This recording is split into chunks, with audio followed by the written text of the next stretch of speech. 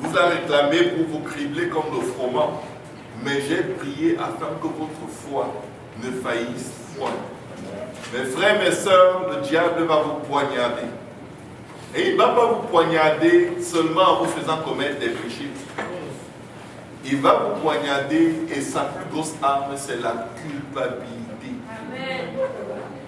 Nous devons être sensibles au Saint-Esprit. Amen. Et nous devons nous repentir quand nous faisons ce qui ne va pas. C'est-à-dire confesser à Dieu et abandonner ce chemin. Parce que la Bible déclare clairement, sans la repentance, il n'y a pas de pardon de péché. Il n'y a aucune bonne œuvre que tu puisses faire par laquelle tu puisses obtenir le pardon de tes péchés.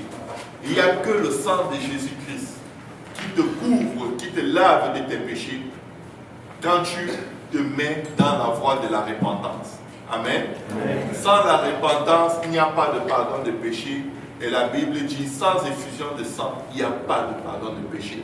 Mais vu qu'il y a déjà eu effusion de sang, il faut saisir le chemin de la repentance. Sur ce, je vais vous prier d'ouvrir vos Bibles dans Luc 18, versets 9 à 14.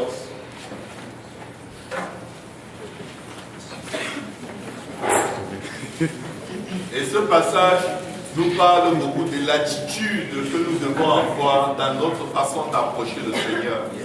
L'attitude que nous devons avoir quand nous pensons à Dieu, quand nous concevons les choses de Dieu. Amen. Luc 18, versets 9 à 14. Que quelqu'un lise, s'il vous plaît. Amen. Bien fort. Il dit encore cette parabole en vue de certaines personnes se persuadant qu'elles étaient justes et ne faisant aucun cas des autres. 2 hommes montèrent au temple pour prier. L'un était pharisien et l'autre publicain. Le pharisien, debout, priait ainsi en lui-même. « Ô Dieu, je te rends grâce de ce que je ne suis pas comme le reste des hommes qui sont ravisseurs, injustes, adultères ou même comme ce publicain. Je jeûne 2 fois la semaine, je donne la dîme de tous mes revenus. » Le publicain, se tenant à distance, n'osait pas même lever les yeux au ciel, mais il se frappait la poitrine en disant « Ô Dieu, sois apaisé envers moi, qui suis un pécheur. » Je vous le dis, celui-ci descendu dans sa maison justifié plutôt que l'autre. Car quiconque se lève sera abaissé, et celui qui s'abaisse sera élevé. Amen. Amen. Amen. Est-ce qu'on peut acclamer le Seigneur pour ça?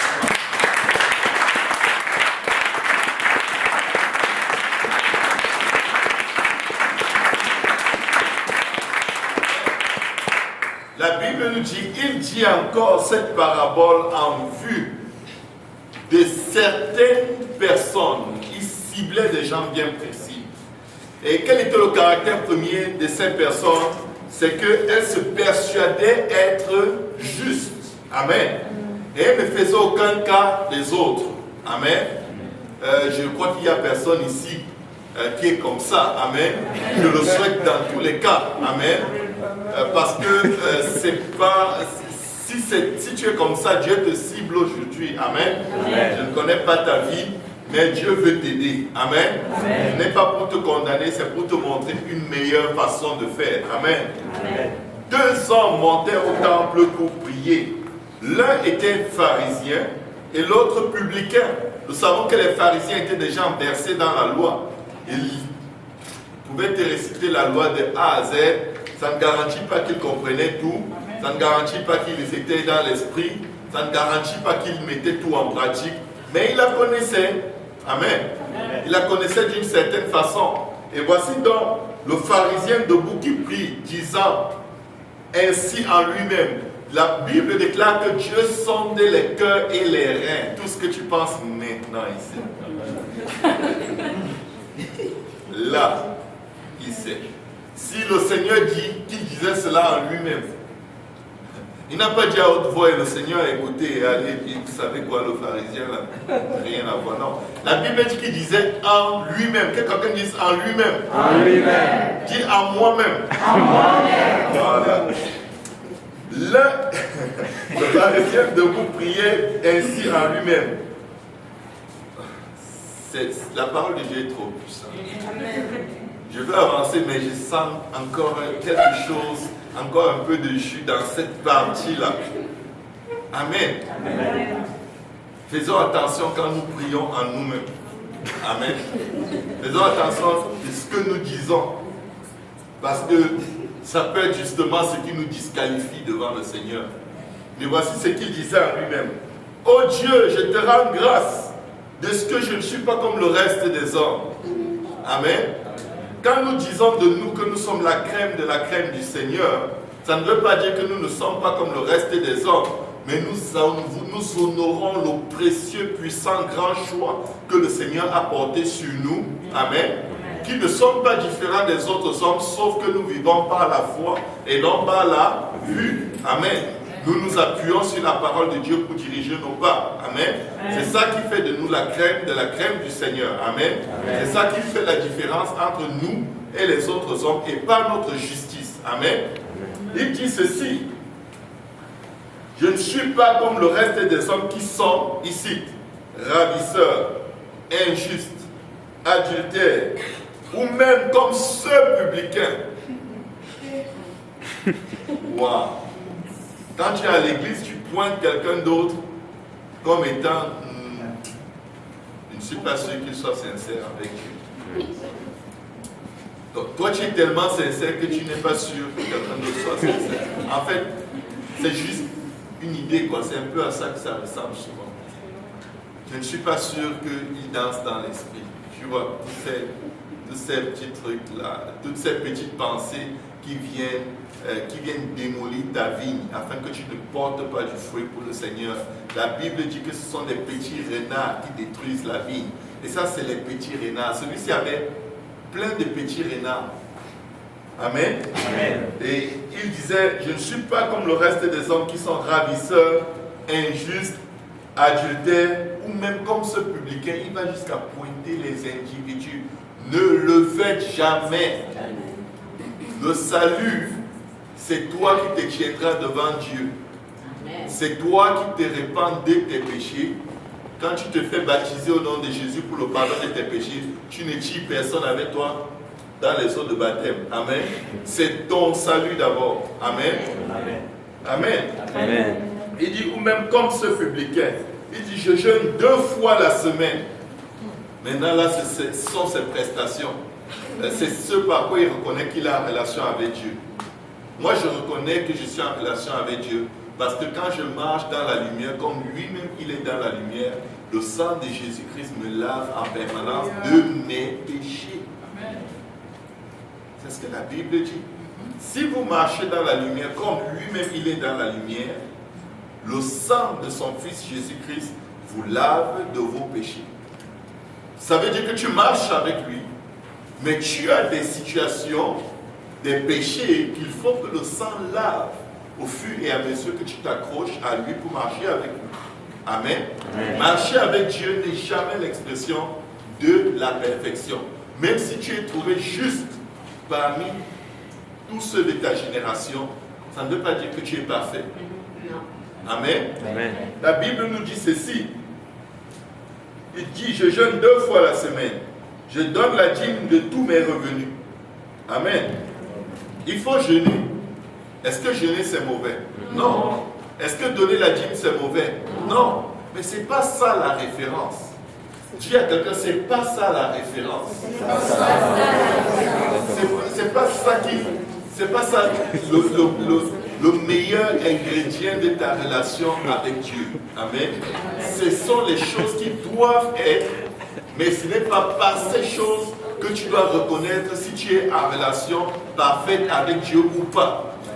Ça doit être là. Amen.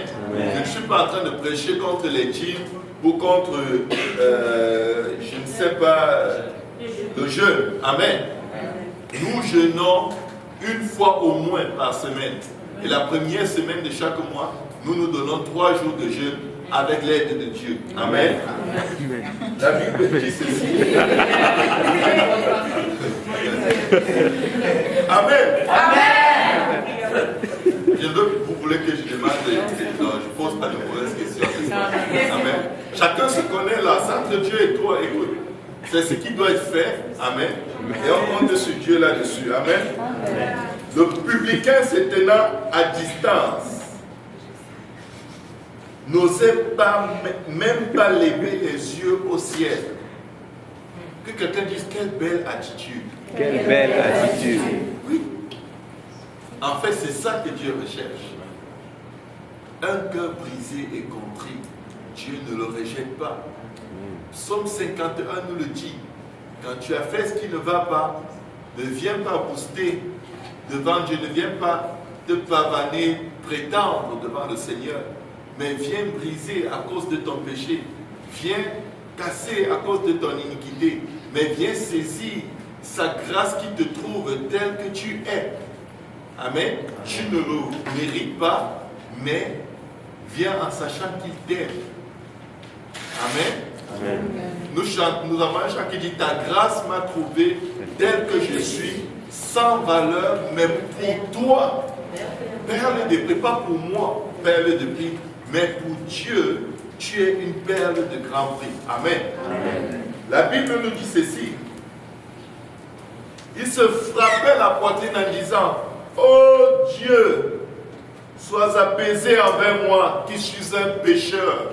Je ne sais pas s'il y a quelqu'un ici aujourd'hui qui a vraiment senti qu'il était un pécheur, qui s'est senti vraiment découragé, comme tu te demandes, mais qui suis-je finalement? Après tout ce que je connais de la parole, après tout ce que je prêche, je dis aux gens par-ci, par-là, comment ça se fait que je me retrouve encore là-dedans? Qu'est-ce qui m'arrive? Seigneur, qui suis-je? Sonde-moi, connais-moi. Dis-moi, qui suis-je réellement? Tu te retrouves dans cette situation. Et c'est comme ça que ce publicain se retrouvait. Les publicains étaient connus comme étant des gens de mauvaise vie. Des gens corrompus. Des gens qui travaillaient pour le gouvernement romain, qui dépouillaient le peuple et s'en mettaient plein les poches et partageaient avec le gouvernement romain. C'était des gens qui faisaient des prêts, qui utilisaient le système de l'usure. Ils prêtent de l'argent pour qu'on lui rembourse avec intérêt. Et ce n'était pas de Dieu, leur façon de vivre. Mais son attitude, malgré tous ses péchés, était l'attitude que Dieu cherche dans chacun de nous. Oh Dieu, sois apaisé envers moi qui suis un pécheur. Maintenant, voici ce que le Seigneur dit au verset 14, Luc 18. Je vous le dis, celui-ci descendit dans sa maison justifié plutôt que l'autre. Waouh! Tu vas te dire, donc tu me dis que tout ce que j'ai fait pour Dieu, ça ne compte pas, c'est plus la peine que je le fasse. Non et non et non, c'est pas ça le message. Le message est que c'est pas par cela que ta relation avec Dieu est de qualité. Pourquoi la Bible dit, tous ont péché et sont privés de la gloire de Dieu. Sa parole déclare dans le livre de Jean, mes petits enfants, ne péchez point. Amen. Nous allons aller dans 1 Jean.